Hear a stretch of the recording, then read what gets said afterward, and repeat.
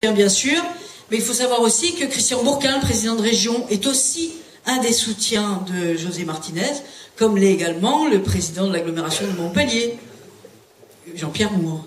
Donc José n'est pas un homme isolé. José, c'est un homme qui a autour de lui des élus des collectivités territoriales qui sont proches de lui, qui sont de la même famille politique. C'est important de le dire. Parce que demain, José, s'il gagne avec son équipe, s'il gagne ses élections, s'il gagne le dimanche prochain, cette première étape, il aura à mettre en place des politiques publiques avec vous. Il aura à dérouler son programme qu'il a commencé à vous annoncer. Mais pour cela, il va falloir trouver des partenaires. Pour cela, il va falloir trouver des financements. Et vous le savez comme moi, André l'a dit tout à l'heure, la situation économique et la situation financière de notre pays est telle qu'effectivement, les collectivités territoriales dans les années à venir vont devoir travailler différemment, dépenser moins en faisant plus. Alors comment on fait pour dépenser moins en faisant plus? Eh bien, on trouve des collaborations, on trouve des passerelles, on trouve des financements croisés. Et c'est ça que José va devoir avoir à mettre en œuvre avec vous. Et pour cela, il ne faut pas être seul. Pour cela, il faut avoir des partenaires. Alors avoir à ses côtés le Conseil général, avoir à ses côtés la région, avoir à ses côtés l'agglomération de Montpellier, ça aide. Ça aide parce que tous auront à cœur, avec lui, apporter des politiques publiques qui vont dans le sens que nous espérons. C'est-à-dire des politiques qui ne laissent pas de côté une partie de la population, des politiques publiques qui ont ancré dans des valeurs de solidarité. C'est ça que porte José. Donc, José n'est pas seul. Et puis, il n'est pas seul parce que la dernière réunion auquel j'ai assisté, donc il y a quelques semaines de cela, il a présenté son équipe. Et moi, j'ai trouvé son équipe extrêmement intéressante. Et surtout, ce que j'ai retenu, intéressant, diverse, tous les âges sont représentés, tous les métiers sont représentés, de vraies compétences parmi eux qui sont là juste devant moi. Et j'ai été surtout très impressionnée parce que avec José, ils ont ensemble construit un projet pour Bayard, pour vous. Alors ça veut dire quoi? Ça veut dire tout simplement que José n'est pas un homme qui décide tout seul. José est un homme qui s'appuie sur ses collaborateurs, qui s'appuie surtout sur son équipe pour vous proposer un projet. Parce que ce projet, il veut l'écrire avec vous et il veut l'écrire pour vous. Et ça change de certaines pratiques politiques où un homme décide tout seul pour tout le monde.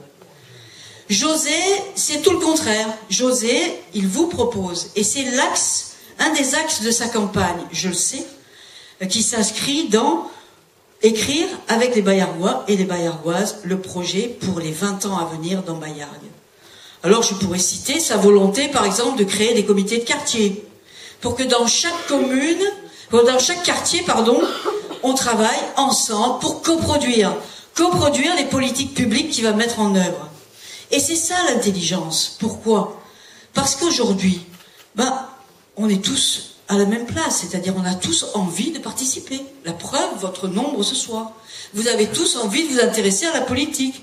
Vous avez tous envie de donner votre avis peut-être sur la question de l'eau, éminemment importante, ou sur la question de la déviation de la 113, ou sur la question de qu'est-ce qu'on donne à Bayargues aux associations.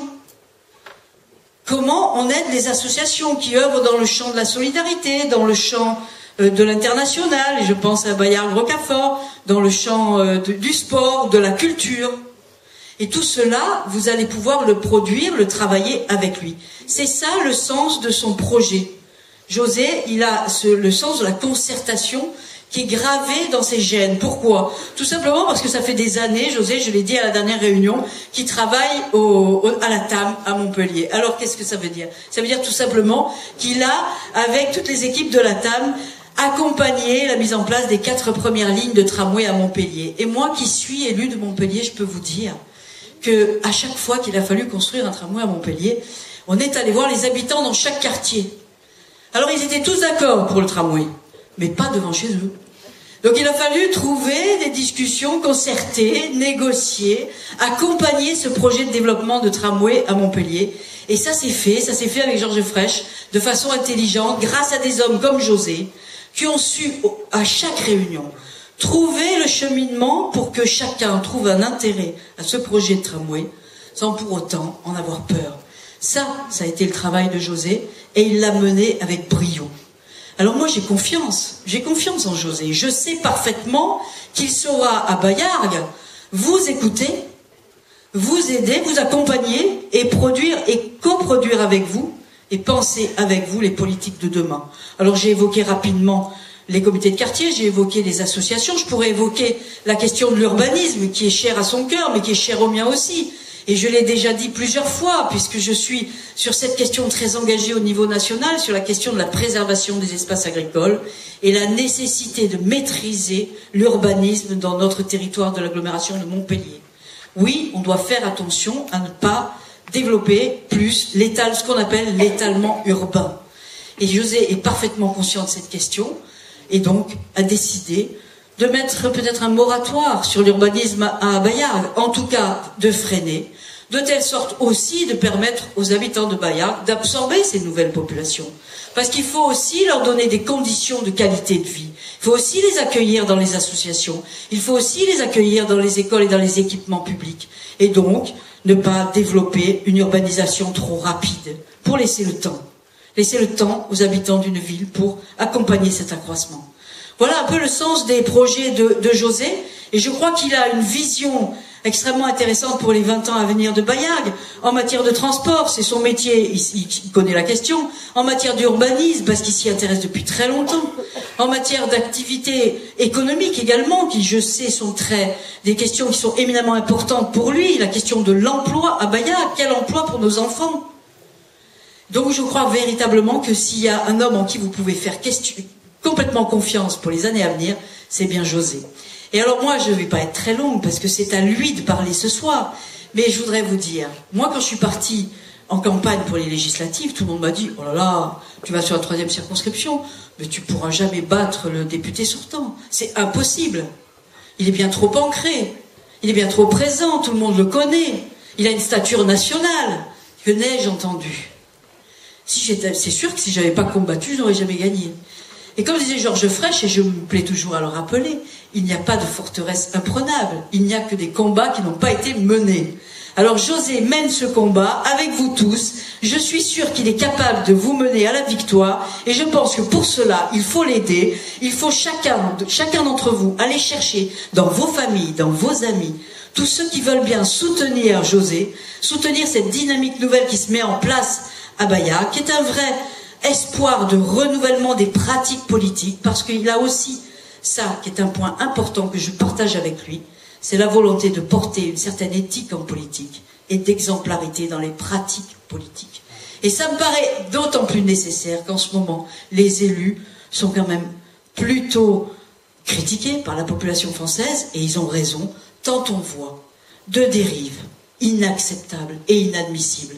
Et José s'est engagé à mettre en place une charte éthique, et pour cela, rien que pour cela, déjà, ça serait une très très bonne raison de le choisir pour dimanche prochain. Alors, chers amis, si vous voulez vraiment le changement à Baillargues, eh ben allez-y, levez-vous, et que cette salle qui déjà, par rapport à la dernière fois, a doublé en proportion, eh ben dimanche prochain, ça fasse un résultat au premier tour, que nous applaudirons tous ensemble. Merci.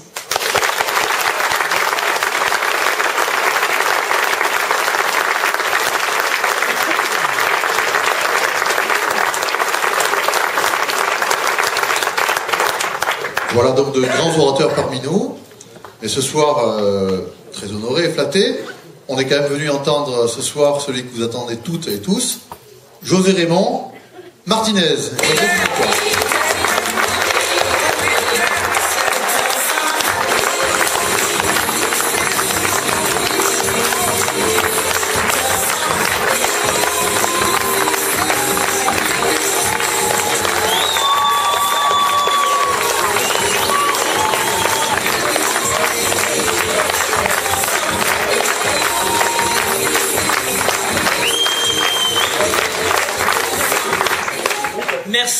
Merci d'être aussi nombreux ce soir, autour de J'aime Baillargues, cette équipe que nous avons constituée. Alors tout d'abord aux deux orateurs qui m'ont précédé, ce sont des amis l'un et l'autre, et les diapositives montraient ces partenaires, et nous aurons besoin de ces partenaires pour développer les politiques publiques, avec des sujets de grande complexité, complexité technique, complexité parfois environnementale, mais aussi complexité sur la question financière. Et l'un et l'autre ont dressé des tableaux. André, tu dressais un tableau sur le contrat de plan État-région où le Conseil général, par ta voix, offensif, et tu as même esquissé une possibilité pour l'agglomération de financer 25% de cette déviation de la RN113. Aujourd'hui, on y reviendra, mais aujourd'hui, il y a une opportunité. Il y a le dédoublement de l'autoroute, il y a ce contrat de plan État-région, et on n'a pas le droit de se tromper. Je sais que l'équipe Jeanne Bayargues est l'équipe de la situation. Bayargois, faites-nous confiance, et je peux vous dire que cette déviation de la RN113, on va l'arracher avec les dents s'il faut, parce que ça fait 13 ans qu'on nous parle de la déviation de la RN113, et au-delà, et elle ne vient pas aujourd'hui, on va réaliser avec nos partenaires cette déviation de la RN113, c'est une des conditions pour que nous puissions travailler sur ce territoire, parce que elle se constituera en écran et après on pourra travailler. Mais on y reviendra avec Dany, je veux pas, elle a tout un discours à faire là-dessus. Donc, une liste Jeanne Bayargues que nous avons concoctée minutieusement. Et ce que nous avons voulu faire, c'est qu'elle soit pleinement représentative de Bayargues.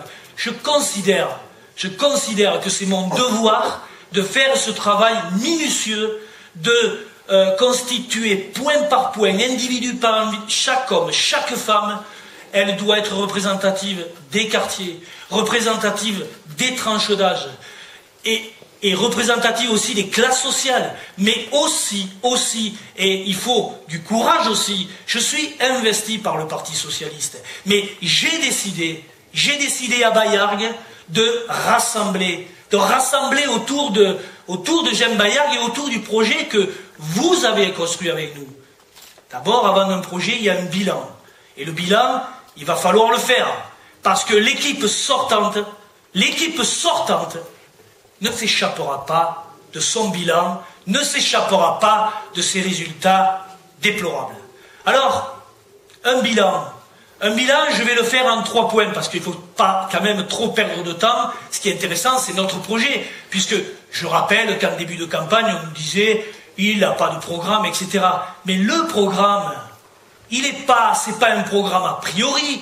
Si on dit qu'on co-construit, il faut avoir le temps de le co-construire, le temps du bilan avec les Bayargois. Souvenez-vous, au début de la campagne, le tract que nous avons distribué dans chaque boîte aux lettres. Bayargois, prenez la parole. Prenez la parole, ça veut dire devenez acteur. Et là, vous nous avez dit, sur cette équipe sortante, ils ont développé beaucoup d'incohérences sur ce village. La première incohérence, inacceptable, c'est la pression fiscale. La pression fiscale, c'est la perte du pouvoir d'achat. Aujourd'hui, en temps de crise, chaque famille peine à finir le mois, peine à s'acheter un appartement ou à payer sa location, etc., etc.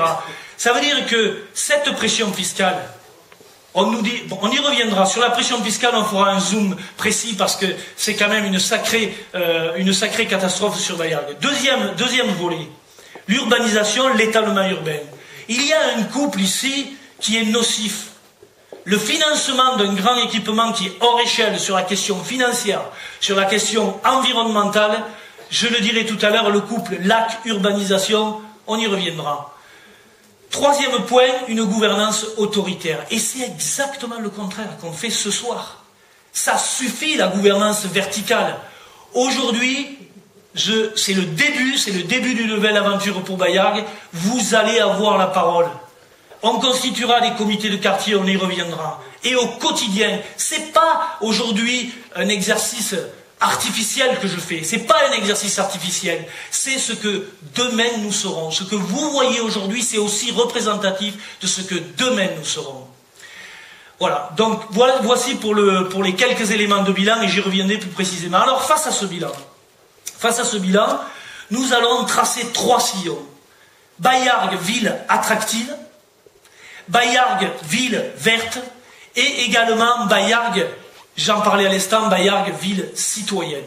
Donc, nous allons démarrer par le premier chapeau, donc Baillargues, ville attractive. Donc, la pression fiscale, je vais y venir. Donc, nous sommes allés dans chaque quartier, pendant la campagne, nous avons décidé de ne pas avoir de local de campagne. Et on a dit, allons vers les Baillargois, allons dans chaque quartier.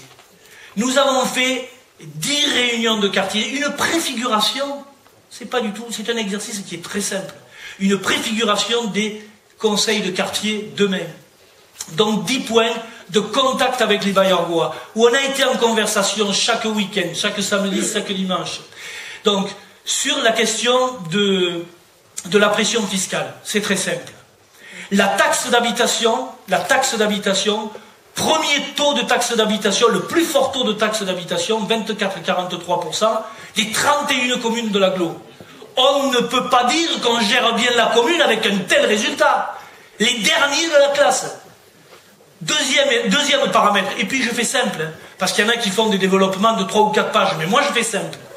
Deuxième taux, le foncier bâti, le 3e plus fort taux, 32,83%. On ne peut pas dire qu'on gère bien la commune. Troisième élément, la dette. La dette en 13 ans de mandat, de 245 à 1376 euros, multiplié par 4. On ne peut pas dire qu'on gère bien la commune. Non, on ne peut pas le dire. Donc voici sur ces trois éléments, donc sur les taux de fiscalité et sur la dette. Alors, face à ce résultat, c'est simple, on inverse la tendance et on s'intéresse à ce que l'on prend dans la poche des Baillargois. C'est très simple. Moi j'ai dit aux colistiers, je ne veux plus qu'on prenne 1 euro de plus dans la poche des Baillargois. Plus 1 euro de plus. Et comment on fait? Puisque l'impôt c'est, disons, la multiplication des taux et des valeurs locatives. On sait que les valeurs locatives augmentent. Certains proposent une stabilisation des taux. C'est simple, c'est l'impôt qui augmente.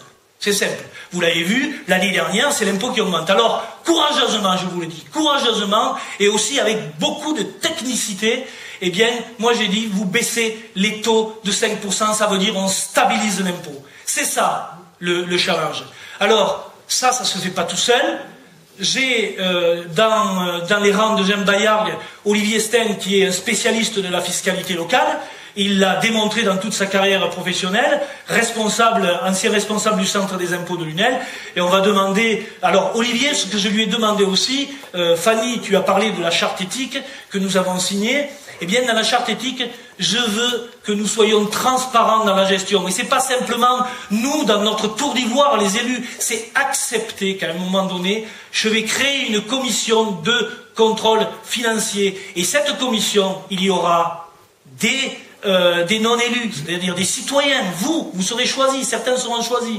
Également, les élus de la minorité, avec un grand respect pour les élus de la minorité, un grand respect. Ils auront voix au chapitre, ce que malheureusement, j'ai fait un mandat dans l'opposition et je n'ai vécu que les dénis de démocratie. Je m'engage devant vous tous et aussi devant les observateurs avisés, c'est comme ça que vous les avez qualifiés, qu'ils auront la parole, je m'y engage et que jamais, dans la première instance politique de ce village qui est le conseil municipal, avec toutes les valeurs républicaines que tout à l'heure André portait, eh bien je dis, liberté, égalité, fraternité, ce ne sont pas que de mots, ce sont des valeurs que vous avez.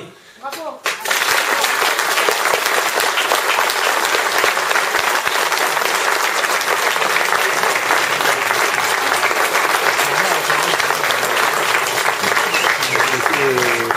Alors, Olivier, donc, si tu veux bien monter, parce que face à ce constat, je t'ai demandé de réfléchir à la façon dont on pouvait baisser les taux d'imposition de 5% et quels sont tes leviers d'attaque.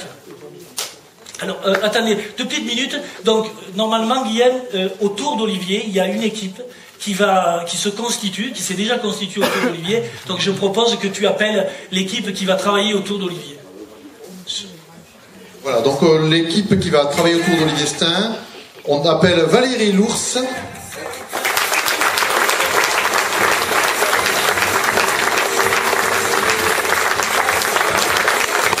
On appelle Véronique Lallemand.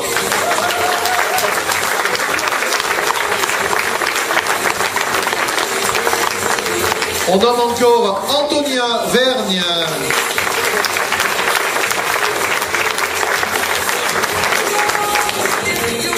Jean-Luc Dubranard. Il n'est pas là, il est excusez ce soir, pardon, voilà. Olfachi, s'il vous plaît.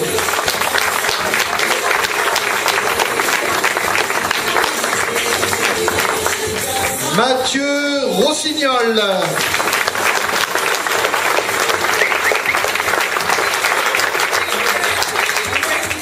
Christine André.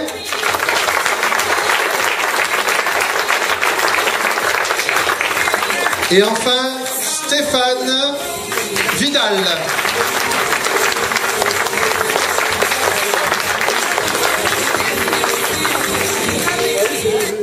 Voilà, toute l'équipe est réunie. Merci à elle. On va avoir un tout petit débat. Allons essayer de vous expliquer un petit peu rapidement les grandes lignes de ce que nous allons essayer de mettre en place pour répondre aux vœux que José a émis, c'est-à-dire de baisser les taux d'imposition, je dis bien les taux de 5%, de façon à compenser l'augmentation classique qui est décidée par l'État des valeurs locatives. Il y a dans le choix de José à peu près 200 000 € par an à trouver. En baissant les taux d'imposition de 5%, il nous faut trouver 200 000 € par an d'économie. Je vais vous dresser 4 grands points. Il y en a d'autres en fin de séance. Si vous le souhaitez, on pourra répondre aux questions. Mais il y a quand même 4 grands points sur lesquels je voulais insister. Il y a des dépenses sur lesquelles on peut rogner. Le budget communication de la commune de Baillargues, avec des revues de très belle qualité, un peu chères à mon avis, 5 personnes au service communication.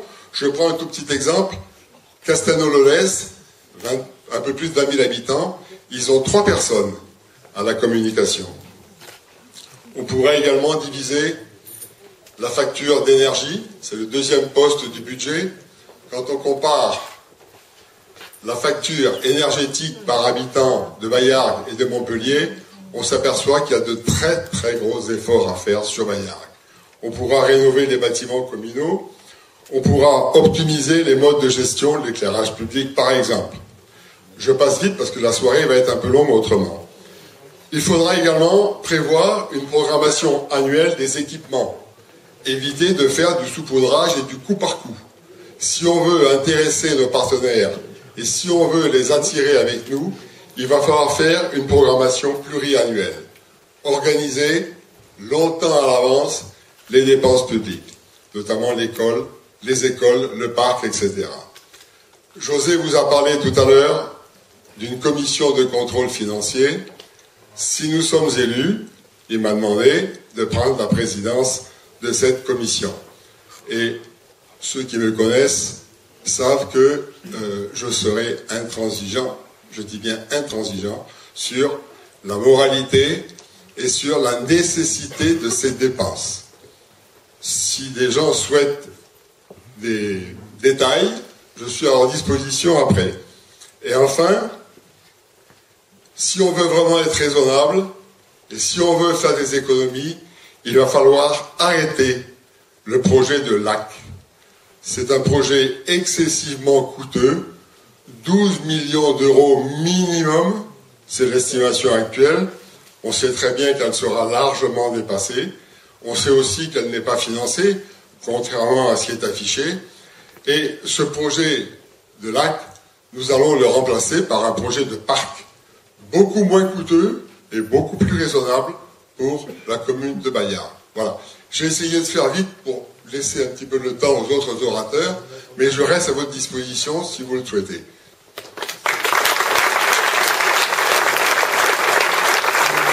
Merci Olivier. Voilà. Vous pouvez descendre. Merci. Merci à vous.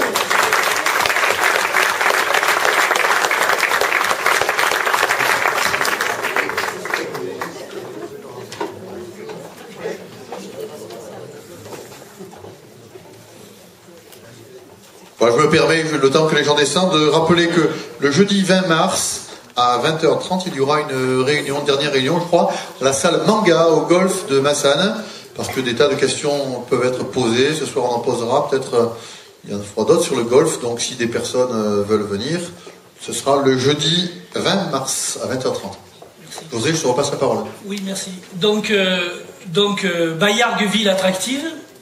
Bayargues, ville verte, c'est ce que nous voulons faire face à cette urbanisation massive, et je le dis, urbanisation massive, parce que à un moment donné, il faut vraiment arrêter de mentir aux Bayardois. Aujourd'hui, nous avons l'équipe sortante qui gesticule, qui va courir toutes les rues du Golfe pour leur expliquer que non, ils vont pas construire. Non, ils vont pas construire. Qu'ils ont construit en 13 ans, ils ont construit et il y a à peine 329 habitants. C'est-à-dire, en 13 ans, sans logement. Voilà, c'est tout, sans logement. Alors, excusez-moi, mais ouvrez les yeux. La route impériale, le Jean Hugo, rien que sur ces deux réalisations, ça y est, vous avez quadruplé ce chiffre-là. Et maintenant, il y a la dynamique. Parce que l'urbanisme, il faut considérer la dynamique de la production des logements. Alors, c'est simple. L'équipe sortante, non, ils n'urbanisent pas. Sauf que, il y a quand même des documents clairs, signés. Le plan local de l'habitat, 25 mai 2013, il est signé et il engage la commune. Vous avez la carte qui a été négociée, commune et agglo, mais pourquoi Bayargues produit le double de logements? Pourquoi Bayargues produit le double de logements? Aujourd'hui, produire des logements, ok, moi, on n'est pas contre les logements, mais est-ce que le territoire est en capacité d'accepter un tel rythme de construction? Eh bien, moi, je dis non. Et c'est simple.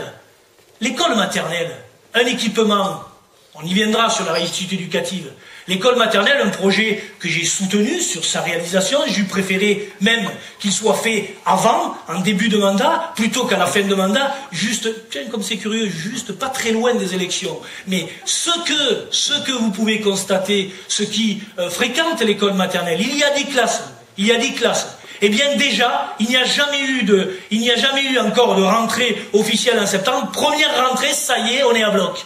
Alors, excusez-moi, mais en matière de programmation, on voit bien qu'il y a un problème, un décalage.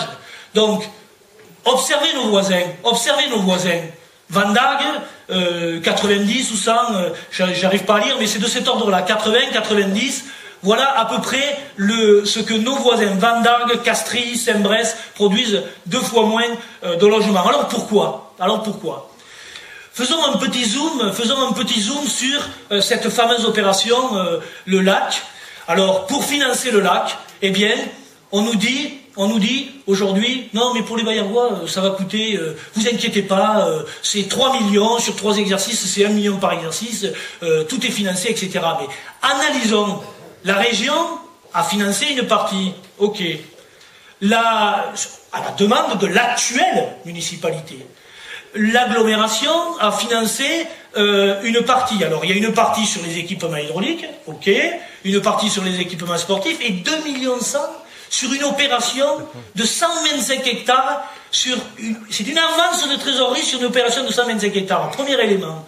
Deuxième élément, en décembre 2008, une zone d'aménagement différé a été votée pour qu'il y ait une maîtrise foncière. Alors, un établissement public foncier achètent des terrains. Et ils achètent des terrains, pourquoi? Pour les regarder. Et oui, vous comprenez, le maire sortant, dit, mais non, vous inquiétez pas, on ne construira pas dans 30 ans, pas avant 30 ans. Eh bien, moi, je dis, non, ce n'est pas possible. Ce n'est pas possible. Et on va montrer une deuxième, là vous avez en face de vous une carte qui démontre aujourd'hui la construction qu'il y a sur la route impériale qui aujourd'hui est en construction, c'est 220 logements, mais il y a un programme à côté et encore un autre programme à côté sur l'ancien relais, on doit tourner autour de 300 logements. Et je peux vous dire que sur la rue du Levant, les petits pavillons qui voient s'élever des R+3 devant le nez, je peux vous dire que ils n'ont été aucunement au courant de cette opération. Alors, 300 logements, imaginez dans un an et demi, quand les Bayargois, et ce sont des Bayargois, il faudra les accueillir, c'est ça qui est important, eh bien, ils vont aller dans les écoles, ils vont aller chercher des équipements. Eh bien, c'est clair, aujourd'hui, on est déjà en difficulté.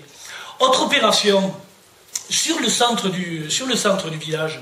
Sur le centre du village, il y a un terrain, le terrain ancienne vigne à Costa, et derrière le terrain qu'il y a derrière les arènes, eh bien ce terrain on l'a laissé partir.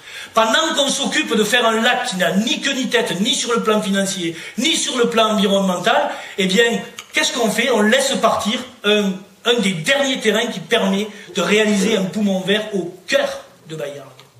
Eh bien, ce que nous allons faire, c'est sûr, ça va pas être simple, parce qu'il y a un opérateur qui a acheté ces terrains. Ça veut dire qu'il va falloir venir en négociation avec lui.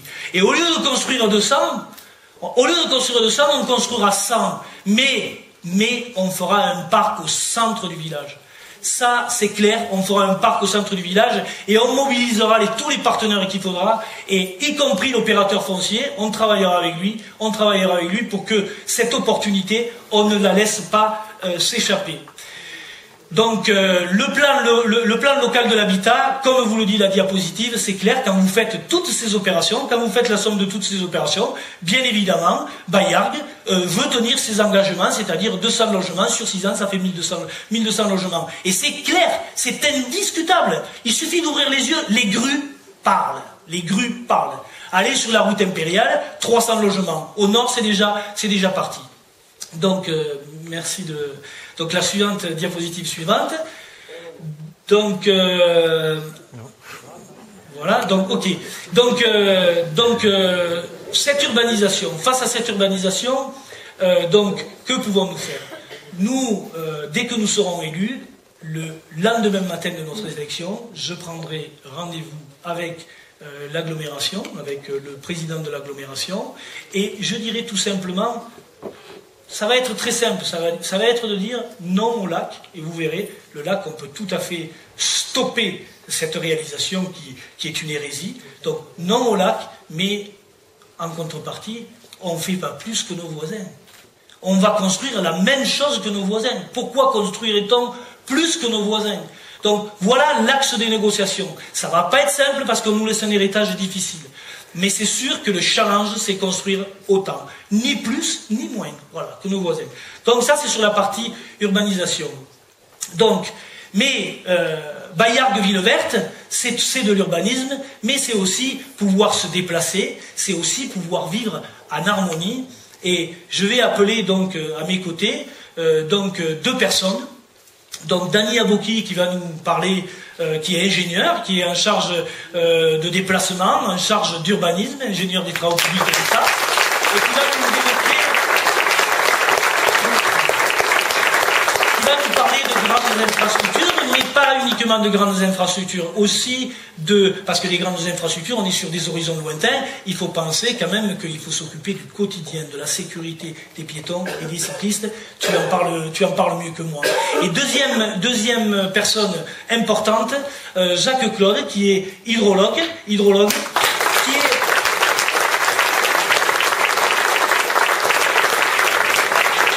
chercheur honoraire à l'IRD et qui est très avisé, très aiguisé en matière d'hydraulique. Alors, on va appeler également toute l'équipe autour. Guillaume, s'il te plaît. Voilà, on appelle donc Corinne Etienne.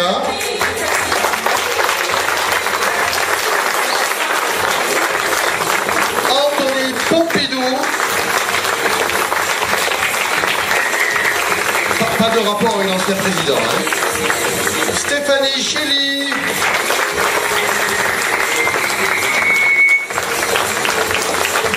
Patrick Abicoul.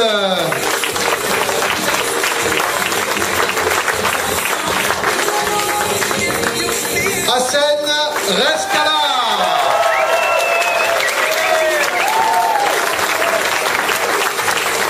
Apparemment, il n'est pas très connu à Bayargues. Hein. Marie-France Cadeau, je ne sais pas si elle est là. Marie-France, non, elle est absente aujourd'hui. Et Fabien Peters, voilà, Fabien Peters.